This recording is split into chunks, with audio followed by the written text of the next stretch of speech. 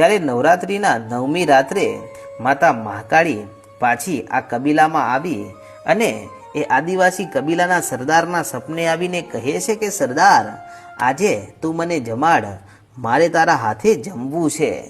ત્યારે સપનામાં સરદાર વાતો કરે છે કે હે માં મહાકાળી, ગઈકાલે તો 8મની રાત્રે અમે તને આખા વર્ષનું ભોજન જમાડ્યું છે અને મેવા મિષ્ટાન નર નિવેદ કર્યા છે, તો માડી તો પણ તું ભૂખી છે.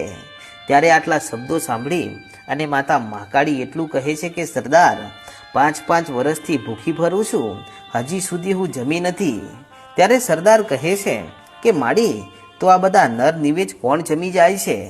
ત્યારે માતા મહાકાળી કહે છે કે હે સરદાર, તમારા આદિવાસી કબીલામાં જે મોત થતા હતા ને એને ટાળવા માટે હું દર વર્ષની જે મારી માનતા છે ને એ તો આ છોડ ચૂડેલોને અર્પણ કરી નાખું છું અને તેઓ ભૂખી રખડતી હતી, એના કારણે તમારા કબીલાના માણસોના લોહી પીતી હતી, પરંતુ હવે તેમને સમયસર જમવાનું મળી જાય છે, તેથી હવે તેઓ તો જમીને ચાલી જાય છે, પરંતુ 5 વર્ષથી હું માતા મહાકાળી ભૂખી ફરું છું, સરદાર મને જમાડશો ખરા?